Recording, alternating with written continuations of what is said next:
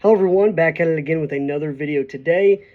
This is a video going over a in-depth review and reflection on the Shenandoah Traditions muzzleloader for SDI. This muzzleloader is completely finished. I've made a couple videos, one unboxing the actual build kit itself. The other one is where I finished the actual build, but we didn't do any staining or browning the barrel or anything like that.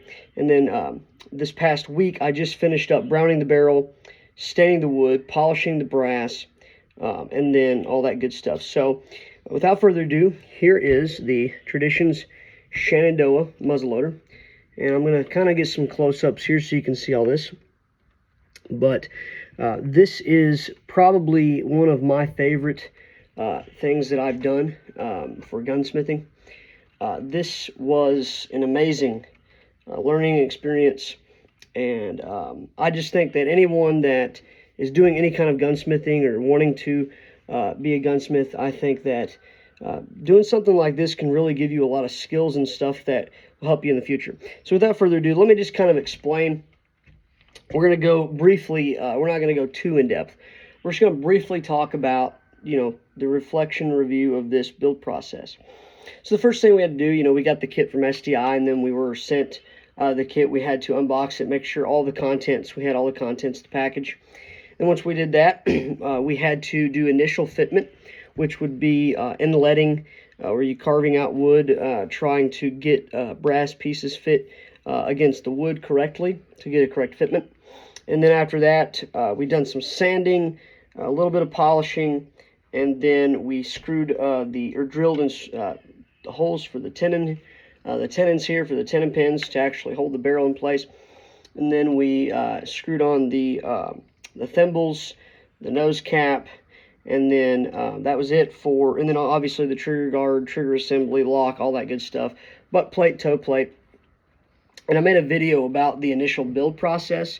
If you guys want to see that, I'll link it down in the description below. We're not going to talk too much about that side of things because I want to talk about the other part of this. So this whole entire build, I guess I can explain this. This whole entire build was in two courses. So one was the muzzleloader build process, the customizing and woodworking, and we actually had to build the muzzleloader. Now the second course would be it's stock refinishing and metalworking lab, and that is where we actually completely finished up the muzzleloader. And so what we had to do here in this course was, first off, we had to take the wood, stain the wood. So we stained the wood in a Gunstock 231 color. It's a very, very beautiful color. I don't know if you guys can see that very well. It's kind of early out here in East Tennessee, but hopefully you guys can see that it's a beautiful, beautiful color there, especially with the brass and everything. But we had to stain the wood. Once we stained the wood and everything, we let it dry, and then we put some wood sealer on it, or True Oil was what we were sent to use. Put about 7 coats of that to get that nice lush finish. I don't know if you can see how polished that is, but it is really nice. And then after we did that, we also had to crown the barrel. So that's the next thing that we did. We had to crown, well, they said we had to crown the barrel, but it was already a rough crown. We just had to kind of lap. So what we had to do is lap the muzzle, or lap the barrel, where you take a little lapping, like a little brass lap, take some lapping compound and go in there with a drill. Reason why you want to get all those burrs out, you want to make sure everything's smooth and even. So it'll kind of help with accuracy. Also, I did kind of a little shaping of the crown there. I don't know if you can see that very well. I think I did a pretty good job on that. And then after we did that for the week 2 was crowning. Week 1 was staining the wood and everything. Week 2, crowning the barrel and lapping the barrel as well. And then week 3, we had to actually brown the barrel. This is probably my favorite part of the build process. I think this was so fun. So the barrel, as you saw in the last videos, if you saw them, the barrel was just plain steel. And then I actually browned the barrel. I don't know if you can see that, but see it really well. But we actually browned the barrel there. And how we did this, they gave us Mark Lee's Express Brown 2. And you have to brown it by basically heating the barrel up to around 200 degrees Fahrenheit, and then applying the solution. And then once you apply the solution, you let it dry, then you card it, or basically sand it, but you card it with steel wool at 000 grade. Now, I couldn't find 333, so I actually had to use 40 grade steel wool because I couldn't find triple at all. And I thought double grade would be too coarse. So I figured I would go finer because I can always go coarser, but you can't, if you're coarse, so anyway, but that's what I used was the finest one. And then basically we just repeated that process of heating, applying, and carding. I've done this 7 times for 7 coats. And then after that, we had to put the barrel in a baking soda bath water to neutralize the chemicals and everything, so to stop the rusting process. Because actually what browning is, it's basically rusting the barrel, but it's doing it in a way that it actually like soaks into the barrel, so to speak, and especially when you heat it up, and it creates this nice finish that's very durable and just really looks great, especially on wood like this. It looks very, very beautiful. So after we did that, then we had to take it out of the bath, make sure it's completely dry, and then we had to oil it down. Now, there was kind of a discrepancy here. So the assignment requirements said to do 2 types of oil. To oil the barrel down with like crude oil or used motor oil, and then to also apply gun oil. But the book that we're supposed to go by for this assignment only said to use gun oil. So I don't know what the discrepancy was there. I just used gun oil. That's all I used. I used actually specifically Hops 9 lubricating gun oil. I went inside and outside of the barrel, all over the barrel, coated the whole thing with a really nice coat, let it dry for 24 hours. And then it was still, little spots I had to wipe off. But basically, it's just making sure it soaks into the barrel and kind of helps treat that browning there. Yeah, that was it. And then obviously we had to put week 4 assignment. We had to put the rifle back together and fully assemble the rifle. So this is the end product of the muzzleloader lab. And yeah, I think it was a really, really awesome learning experience. Were there mistakes? Absolutely. I messed up on quite a few things. The inletting process, I had a few mess ups on. Drilling the holes for the tenon pins, definitely messed up on that. I have an issue here where the rear thimble keeps falling out because I don't think I drilled properly, so I think I'm going to go back and redo that. So if you see me kind of pushing that in, it's because if you push this way, see, it pops out, so I've got to push it back down. But nevertheless, that'll be fixed before too long. And then other than that, that's about the only mistakes I made. But the cool thing is, it's my first actual muzzleloader that I built, and I really think that this is going to help me in the future with my gunsmithing career, because I've learned a lot of useful things that gunsmiths probably need to have the knowledge for. And I'm really confident that I could actually build another one of these and actually perfect the mistakes and do a lot better. But no, I think it looks good the way it is, really, to be honest with you. Excuse me. And so no, we're not shooting it today, unfortunately.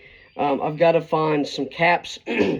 I was going to make some, but I don't really have the time for all that, because I know how to make them, but I don't really have the time for it. I've still got school work and stuff I got to do.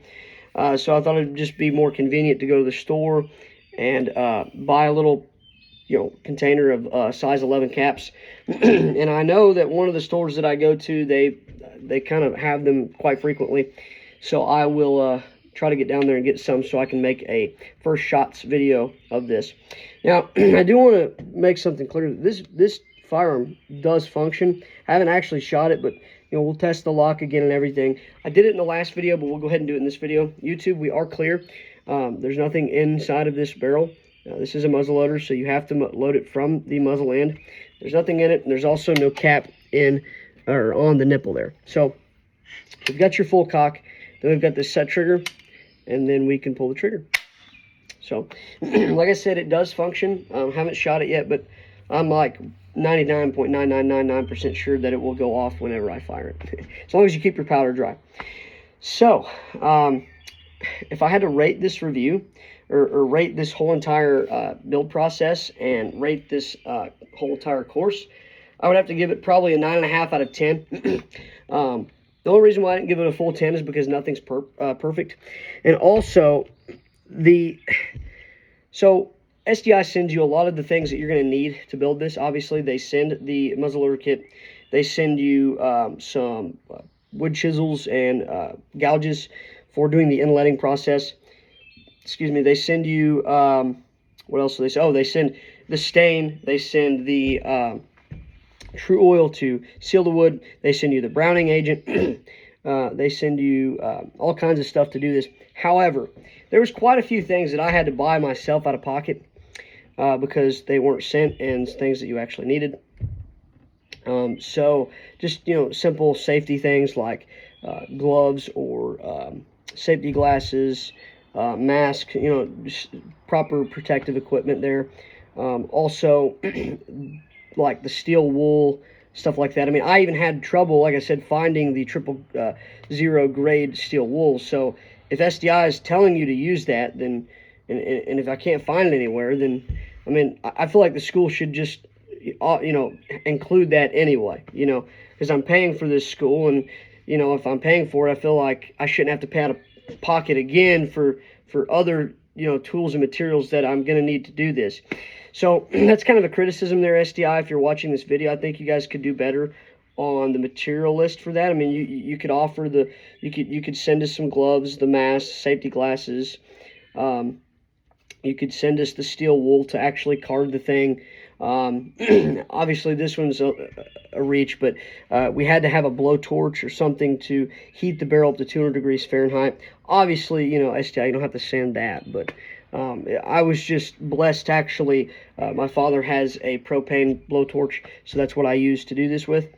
And so, yeah, I mean, like I said, there's a couple things there that I wish, SDI would have sent. Also, for the inletting process and the sanding, they didn't, for the wood, they didn't send any kind of sandpaper or anything, so I had to actually go out and buy that as well. That's something that they definitely could have sent, because there were specifics on what grit that we had to use. So that really kind of makes me mad, because that's something that they could have sent and it wouldn't have costed that much. So if you're watching this video, SDI, you could have done better on that, I guess, because like out of pocket I had to spend probably like $150 just in stuff like that, like safety equipment, the sandpaper. I had to buy a couple more gouges too, because the gouges they sent were, I don't know, I didn't feel like they did a good enough job, so I had to buy me a cheap set of gouges. So I mean, $150 out of pocket, that's kind of ridiculous. But anyway, I don't want to harp on it too much. I mean, it is a great assignment. I really enjoyed the whole process, and also, I've got to, buy the shooting supplies to actually get this out and make a video of shooting this for you guys. So one more time, I'm going to show it to you guys again. Here's the back side of it, and then we flip over here, and then we've got the front side of this Shenandoah muzzleloader here. Now this isn't a 50 caliber at a 1:66 twist, so I'm pretty excited to shoot this because I'm a huge fan of muzzleloaders and everything like that. So hope you guys have enjoyed this video. If you have enjoyed it, please be sure to slap that like button. If you're new to this channel and you're interested in my videos, be sure to slap that subscribe button with notifications turned on so you don't miss any video that I make. Also, if you guys are wanting to see the past videos I made for this muzzleloader, I will link it down in the description below, as well as some other recent videos that I've made. I will also link that down in the description below. Also, want to give a quick shout out. This guy doesn't know I'm going to do this. I've done it before, but we're going to do it again. Jake Gabbard, he's one of my best friends. He's a really awesome guy. I want to shout his channel out again on YouTube. I'm going to drop his description, or his link to his YouTube channel in the description below. I will also, he's also got a account on Rumble. I've been doing that as well. I will put a link to mine in the description below as well. So Rumble is basically like YouTube, but YouTube is plagued with the community guidelines and stuff. A lot of gun videos are being taken down. A lot of 2A stuff has been taken down and banned. So Rumble allows you to have that constitutional right and freedom to speak about things like that without you know, a looming shadow ban or community guideline strike or anything like that. So he's on Rumble. I'm on Rumble. I'll link both of our Rumbles down below. But yeah, go check out Jake Gabbard at Gabbard Outdoors on YouTube. He's a really awesome guy. If you're into fishing, if you're into hunting, if you're into fishing equipment, he does like tackle box videos. So he's a really good guy, and you won't be disappointed. So go check him out. But thank you guys for watching. Hope you've enjoyed it. Stay tuned for more videos. Peace out.